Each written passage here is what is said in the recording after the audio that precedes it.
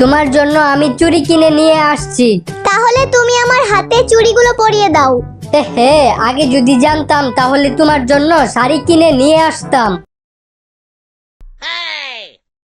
কি একটা যুগ আসলো, কেউ কাউরে বিশ্বাস করে না। কেন, কি হয়েছে? আমার গার্লফ্রেন্ড সন্দেহ করে আমার নাকি একটা বউ আছে, আর আমার বউ সন্দেহ করে আমার নাকি একটা গার্লফ্রেন্ড আছে। স্যার, আপনার মাইয়াটা অনেক সুন্দর। ওই তুই আমার হাত দেখছস?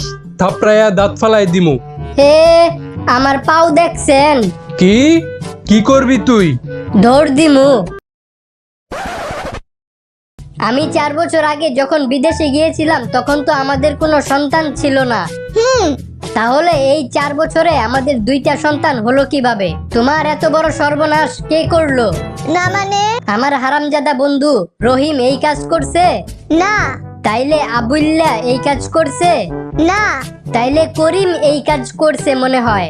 আরে তুমি শুধু তোমার বন্ধুর কথা বলতাছো, আমার কি কোনো বন্ধু থাকতে পারে না? বল্টু, এই নিয়ে আপনি 5 বার আদালতে আসলেন। জি হুজুর। আপনি যে বারে বারে অপরাধ করে আদালতে আসেন, আপনার লজ্জা করে না? আমি তো আসতেই চাই না, কিন্তু আপনারাই তো আমারে ধরে নিয়ে আসেন। বাবা, আমি কত বড় হলে আম্মুর অনুমতি ছাড়া বাইরে যেতে পারবো? আমি কেমনে বলমু? আমি নিজেই এখনো তত বড় হতে পারি নাই। আপনার বাসায় ফ্রিজ আছে? হ্যাঁ আছে। আচ্ছা ঠিক আছে। হ্যালো। আপনার বাসায় ফ্রিজ আছে? হ্যাঁ আছে। আপনার বাসার ফ্রিজটা কি চলে? হ্যাঁ চলে। তাইলে আপনার ফ্রিজকে দড়ি দিয়ে বাইন্ধা রাখেন, না হলে চলতে চলতে বাসা থেকে অনেক দূরে চলে যাবে। আপনি একটু পর পর কল দেন কেন? আপনার বাসায় কি ফ্রিজ আছে? না, আমার বাসায় কোনো ফ্রিজ নেই। দেখছেন, কইছিলাম ফ্রিজটারে বাইন্ধা রাখেন। 5 মিনিট আগেও তো আপনার বাসায় আসিল।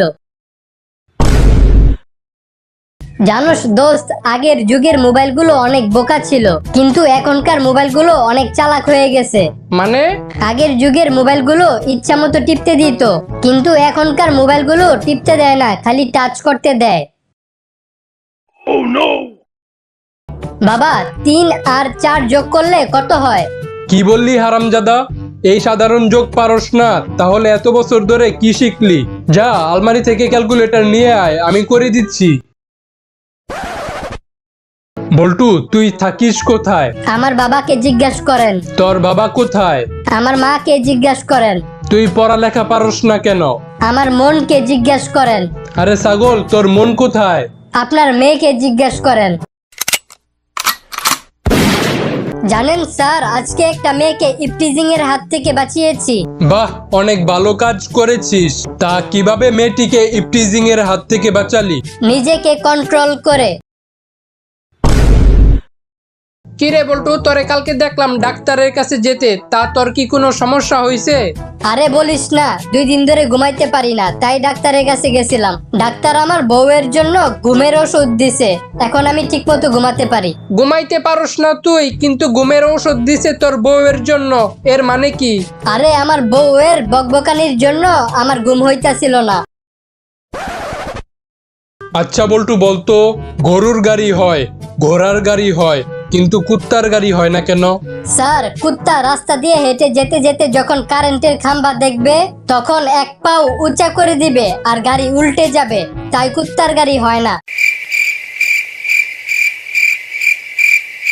বন্ধু, তুই এখানে বস, আমি বাইরে থেকে প্রস্রাব করে আসি। কিরে বল্টু, তোর শরীরে পানির ছিটা কেন? বাইরে কি বৃষ্টি হইতেছে? আরে না, বাইরে অনেক বাতাস। বল্টু, মশাগুলো মারতো, অনেক গুনগুন শব্দ করতেছে। কিরে, তোরে না বললাম মশাগুলো মারতে? গুনগুন শব্দ করতেছে। স্যার, মারছি তো, ওইগুলো ওর আত্মীয় স্বজন কান্নাকাটি করে। স্যার, আমি আমার বাবা মার মুখ উজ্জ্বল করেছি। তা তুই এমন কি করেছিস যে তোর বাবা মার মুখ উজ্জ্বল হয়েছে? আমি আমার বাবা মাকে কালকে ফেয়ার এন্ড লাভলি সোনু কিনে দিয়েছিলাম, আর সে ফেয়ার এন্ড লাভলি মেখে আমার বাবা মায়ের মুখ উজ্জ্বল হয়ে গেছে, আর এভাবেই আমি আমার বাবা মায়ের মুখ উজ্জ্বল করেছি। এই যে দর্জি ভাই, রাস্তা দিয়ে হাঁটার সময় আমার প্যান্ট পিছে দিয়ে ফাইটটা গেছে, এখন প্যান্টটা একটু সেলাই করে দেন। আচ্ছা ঠিক আছে। তা সেলাই করতে কত টাকা মজুরি দিব? 500 টাকা। এই নেন 1000 টাকা। 1000 টাকা কেন? আপনার মজুরি শোনার পর আমার জায়গাটাও ফাইটটা গেছে। আচ্ছা বল্টু, বলতো ছাত্র ছাত্রীদের মনের ভাব প্রকাশ করার সব থেকে ভালো মাধ্যম কি? স্কুলের ব্রেঞ্চ আর বাথরুমের দেয়াল।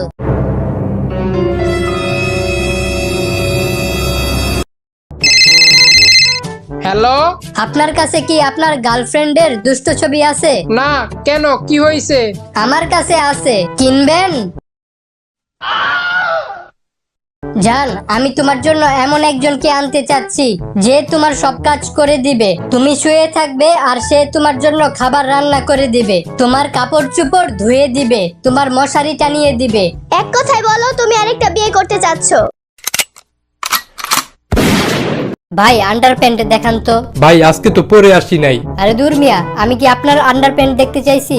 আমি বোঝাতে চেয়েছি আপনার দোকান থেকে আমি একটা আন্ডারপ্যান্ট কিনবো, এখন ভালো মানের কয়েকটা আন্ডারপ্যান্ট দেখান। ভাই আপনি কি মেয়াদ উত্তীর্ণ কিছু খাইছেন? না, কেন? মোবাইলের দোকানে কখনো আন্ডারপ্যান্ট বিক্রি করতে দেখছেন?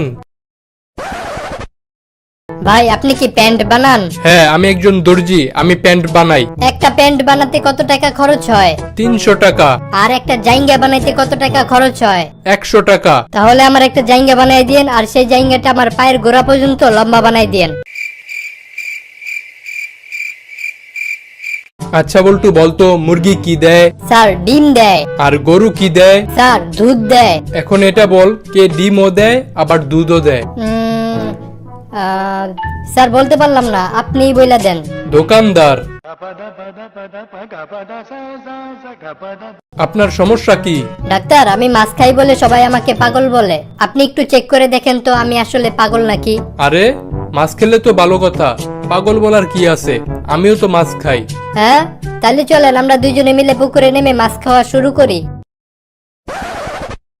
আচ্ছা বল্টু, বলতো পৃথিবীর সব থেকে কৃপণ ব্যক্তি কে? স্যার, যে পুরান জাইঙ্গা দিয়া গরমুছে। আর পৃথিবীর সব থেকে সাহসী ব্যক্তি কে? যার ঘন ঘন পাতলা পায়খানা হওয়া সত্ত্বেও পাদ মারার রিস্ক নেয়। এই ছেলে, তোমার বয়স কত? আঙ্কেল, বাড়িতে আমার বয়স 12 বছর, স্কুলে আমার বয়স 10 বছর, বাসে আমার বয়স 5 বছর, আর ফেসবুকে আমার বয়স 18 বছর। বাবা, আমার জন্য এক গ্লাস পানি নিয়ে আসো তো। তোর তো সাহসও কম না, তুই আমার কাছ থেকে পানি চাস? যা নিজে গিয়ে পানি খা। না বাবা, তুমি আমার জন্য এক গ্লাস পানি নিয়ে আসো। তুই যদি আরেকবার আমার কাছ থেকে পানি চাস, তোরে আইসে একটা থাপ্পড় মারমু। আচ্ছা বাবা, তুমি যখন আমার এই থাপ্পড় মারতে আসবা তখন আমার জন্য এক গ্লাস পানি নিয়ে আইসো। ডাক্তার সাহেব, আপনি আসলে অনেক সুন্দর একটা নার্স রেখেছেন। ওনার এক হাতের স্পর্শ লাগার সাথে সাথেই আমি ঠিক হয়ে গেছি। হ্যাঁ হ্যাঁ, ওই পাশের রুমের থাপ্পড়ের শব্দ আমিও শুনতে পাইছি। মনে করো তোমরা লটারিতে 1 কোটি টাকা পেলে, তাহলে তোমাদের অনুভূতি কেমন হবে সেটা নিয়ে একটা রচনা লিখো। কিরে বল্টু, তুই কিছু লেখোস না কেন? স্যার, আপনার কি মনে হয় আমি যদি লটারিতে 1 কোটি টাকা পাই তাহলে কি আমি এখানে বসে বসে রচনা লিখবো?